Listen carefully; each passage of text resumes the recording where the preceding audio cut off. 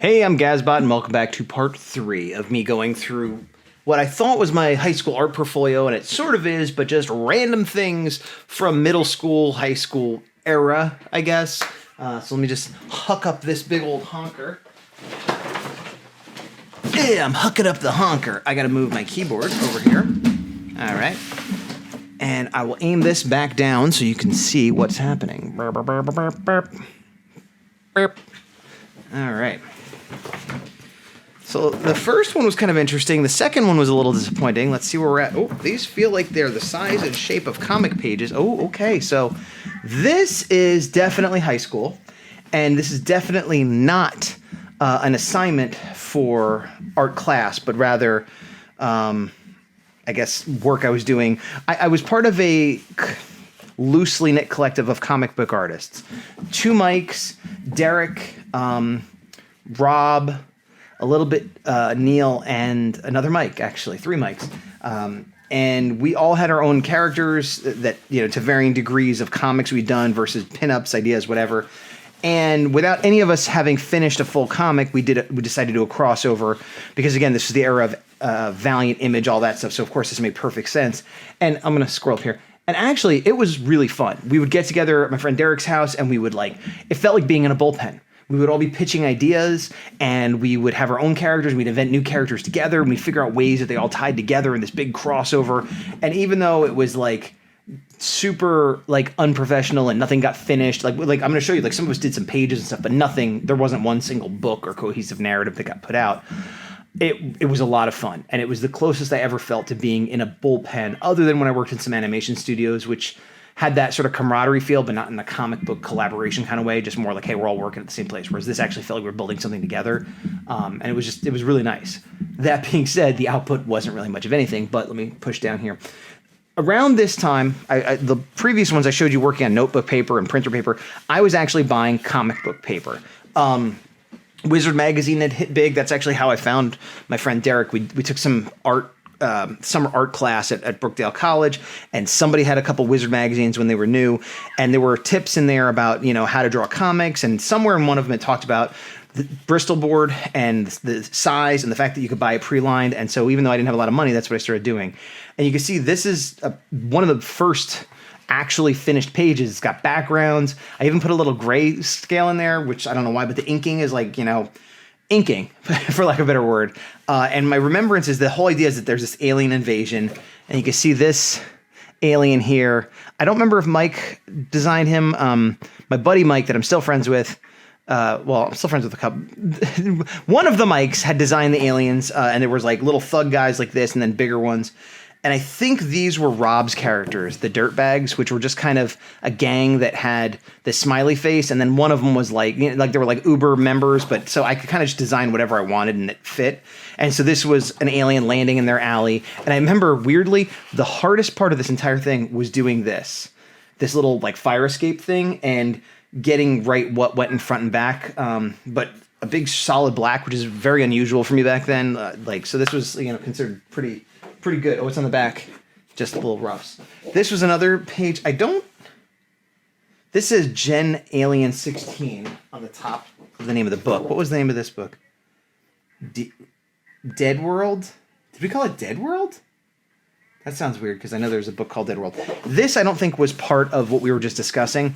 I don't think this was part of anything.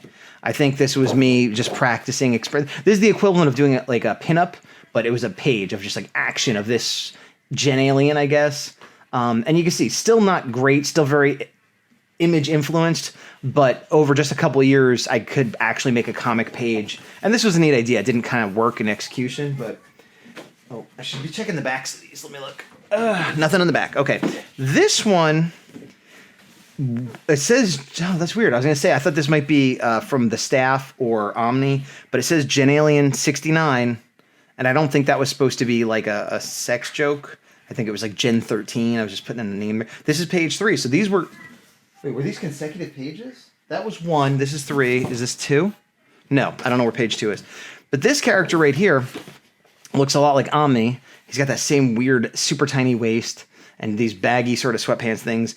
very made up guns. I'm still not very good at guns, but I either make it up or I reference it. And this is this weird, I made it up, but it's not very well made up, very Liefeld. The whole thing is very Liefeld. And then I don't even know what's going on here, some cryogenic chamber or something. And those eyes look like Omni. So maybe Omni is in Gen Alien. I don't know.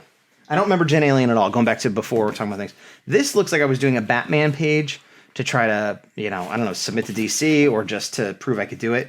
And it's interesting because this first panel is not terribly bad. It's sort of cliche, but he's up there, and it's it's not great, but it's then I have this weird like proving I could do 3-point perspective, and this is something I still have trouble with. Like if you kind of crop it here, it looks pretty good, but if you take all the way to the bottom, it does not look right. That part here is mathematically correct, but not correct. And then this Batman with his crazy weird skull shape, and then I kind of like just stopped working on it.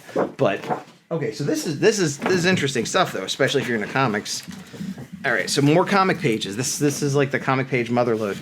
All right, so I talked about the staff previously, Solar Tactical Assault Fighting Force, and some of it actually got finished. And the stuff that got finished was stuff that I wrote and put in a book with Neil and Mike. But previous to that, my friend Frank and I had worked on it, and he gave me the script. And he is a lot more into like military stuff and everything. So this was a page. It's supposed to be like a dot in space, then the Earth, then Antarctica, then like a base, and you zoom in.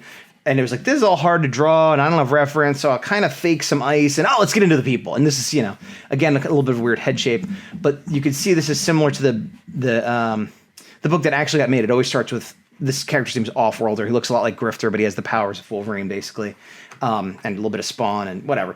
And he's talking to some business guy, and there's just a crazy hatching rendering, like I don't like no color is going to be on it. Then the next page, and again, this was all never published anywhere stuff. This was a fairly decent page again for the time. I still didn't understand about leaving room on the edges. This was when I just had Bristol, but before I started buying pre-lined pages. So this is actually predates what I just showed you. But you can see. Let's see what the dialogue says. Drop site in T-minus 5 minutes. You heard the man, people. Suit up, check your team and team partner, and lock and load.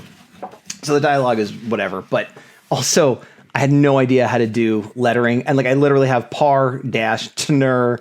It's just but this guy kind of looks like he's sitting there. They're in this helicopter, and again it's weird because it's so sparse and there's like nothing. But I remember it being like really hard to do the helicopter stuff because I was making up helicopters, having no idea how to draw a real helicopter, and then the team lands. This is like the big team shot, and it's weird because this is like the big action image splash page, but I made it be them talking here instead of when they land ready for action. And it's just, it's weird choices. And then this is page 3 of that same story. And I guess he's got like polar gear on now. This is that guy Ground Zero from before. I always liked him because of the black in his outfit. I always knew that spotting blacks was good, but I had a hard time doing it. Just terrible everything. I mean, again, it's better than it was, but it's just the dialogue, the lettering I didn't know how to do. I wasn't sure how to ink properly. Again, I keep putting like gray in and stuff. It's weird. But the overall skills are getting better and starting to, look like something like it should. And then this is page 4, I guess. And it also suffered from a lot of the image problem of like, I kept creating characters, so I kept putting them in. So it's like page 4, here's like characters 7, 8, and 9, and like they're all armored characters, and they all kind of look alike, but they have a ton of rendering. And again, I remember like this guy, like just it doesn't, the lighting doesn't really mean anything. It's just like I gotta put lines on here. There's a certain charm to it. I did start doing chrome on her outfit, which is good. And part of the reason she had armor and a faceplate was because I had trouble drawing women's faces, so she had a faceplate. It's the when in doubt, black it out school of thought. It's the when in doubt, black it out school of thought. And this page, this is okay. So these are out of order. This is going back to Gen Alien 69, which again, something I do not remember at all. This was page 2 in that, I guess. So somebody cryogenically got done, and I like what I was trying to do here with the shadows of like the pipes above. But what he's doing, I guess he's ripping out a pipe. So, but it's definitely, there's a saying, form follows function, meaning figure out what's supposed to be happening and then make things look like that's happening. And that's the opposite of how I drew for a very long time. I'm like, this looks cool. Why would he be doing that? To get a pipe, I guess. Okay, he's getting a pipe. And it doesn't look cool either. But I do like the idea of what I had in mind with the shadowing. Again, not 100% finished. You know, that happened a lot where this was a dynamic running down the hall shot, but there's so much empty space, which you would think is for dialogue, but not, and the anatomy's a little weird. But still, you could see the progression really fast. And I think that's one of the things that I find difficult in my later art career is that early on, it was like every week, every month, I was learning some new thing, incorporating it into my art, and it would get exponentially better. And now it's like a struggle to get 1% better. And what is this? On Golden Wings. Oh, in the 90s, there was a company, and I use that term loosely, called Dark Heart Productions that had put up flyers in, and I'm not trying to be mean about it. It was just like, I think it was just like two people trying to make comics. They put up flyers in what was at the time, I think it was called Comicology. It was a local comic store that was later bought by Kevin Smith. And they were just looking for like artists, horror artists, and me and a couple people I know submitted. And that this was one of the test scripts, but it read more like a short story or a novel or something. It wasn't formatted to be a comic, and like we were all inexperienced. I don't remember how many of us submitted. I know I submitted only like 1 or 2 pages. I think my friend Mike was offered a job, but it didn't pay anything, and he decided not to take it because like he'd rather just work on his own stuff. None of us ended up working for them. I know that. Like some of us submitted, some of us got hired, some of us didn't, but I don't remember anything ever coming out of it. But it's fun that I still have this. Dark Heart Productions. Apparently Steve was one of the people involved in it. And so that leads me to, so you can see this bag. This bag is held the pre-lined Comic Pro blue line pages, whatever they were. These are blue line. Oh, and see there's a little page back here.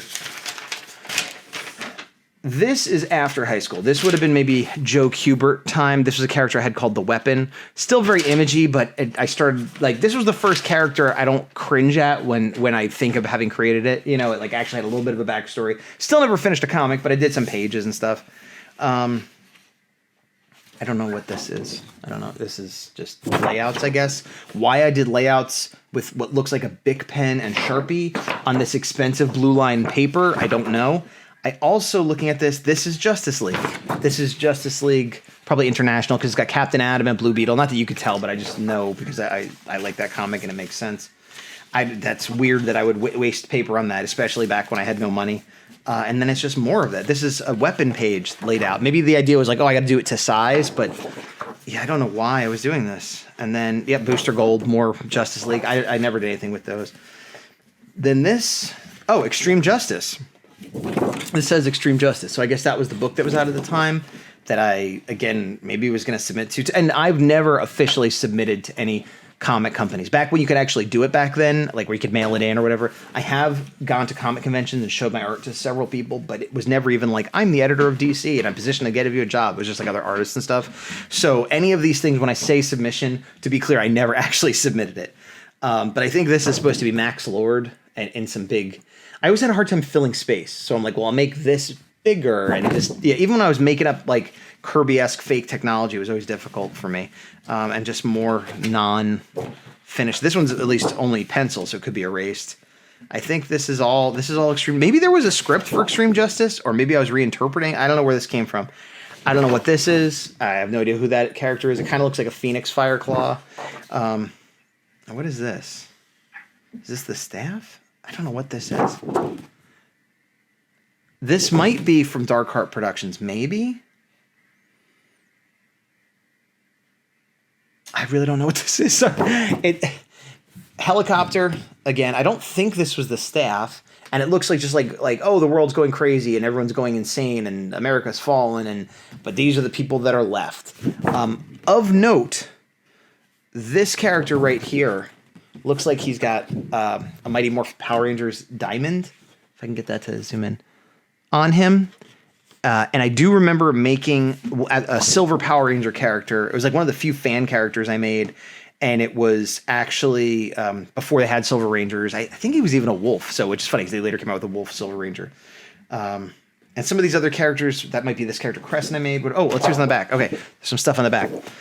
To mollify my resolution, there simply is no easy solution. Oh, it's a poem. I was never much of a poet. All my poems are terrible and maudlin and edgelordy and whatever. Don't let the rules pull me down. A sea of red tape can't make me drown. Won't sing the same old song. It doesn't mean I'm not wrong. It's just a game I will not play. Don't bow down, give in, or stay. For forever long. Maybe this was a song, because I've been in bands, but I wrote songs before I could ever play an instrument or was in a band. I would just write songs. I don't know why. Maybe because I didn't like poetry so much, so it was like better to, I don't know, whatever. Because I won't sing. Yeah, okay, this is not worth reading. And this other page, I'm not sure. I think this is that same book. Whatever I say, book. This is probably all that exists from this story is these two. But again, more image panel layouts. Boom, these guys come crashing through, and these characters coming through here do look like the ones that were at the bottom of the page that I didn't actually flesh out in the previous one. And I got this, crazy arm firing and just what's happening. I don't know. And then I had this guy who kind of looks like Sin City shading, but actually it does just look like Marv from Sin City. So I don't know what's going on there. So there's that. That was surprising because there's a big old chunk here. I think I'll do one more pull and then we might have to do more parts to this. But this one has been not what I thought I would be getting, but this has been the most interesting one to me at least. So let me pull this. This is a blank piece of construction paper. Oh, in art class in high school, we had to mount everything. So we would get construction paper of some color and mount the paper to it. And they provided the construction paper. They provided a lot of materials. That was very nice, actually. None of this stuff I had to purchase. They had like thick art paper to draw on. They had rubber cement. They had the construction paper. They had these portfolios they gave us. But we would always dry mount, or we'd rubber cement on one side and the other, and then put it down. Here, I'll grab this. Okay, looks like an assignment that was actually, this one was actually mounted. See, this is how, it could be centered or played with or whatever. Sometimes you'd put two colors, but this is how everything had to be presented. And this is from a Malibu Ultraverse comic called Freaks that maybe I read like one issue. And so I don't know what the assignment is. Sometimes it was like, do whatever you want. And sometimes it was like, use color. Like, I don't know. I'd find a way to make superheroes be every assignment. But this was just marker on ink, and there it is, Freaks. And I even say copyright Malibu Ultraverse. And so this was definitely, for sure, if it wasn't for an art assignment, it was done in art class using art class materials. And it's funny, there's copyrights on all this stuff because this being the early to mid 90s, creators' rights and copyrights were so important, and all image guys and whatever, so that anytime I used something that wasn't mine, I was like, I better make sure I give credit because I don't want to be that jerk that didn't give credit, All right, let's see. I said there was going to do one more thing, but what is this? Oh, it's from the Joe Kubert School. And it says, thank you for your application to the Joe Kubert School. Your personal first interview will be scheduled. So this was my acceptance letter to the Joe Kubert School is what this was. Interesting. And I went there for 1 year, and I have mixed feelings about it. Probably more good than bad, but more social good than actual art classes, whatever. That's a tale for another time. We're not going to get through this. This is going to be the end of part 3. Thanks for sticking around. Maybe I'll do it where I put out these. If there's 5 of them, I'll put out one a day for a week or something. We'll see.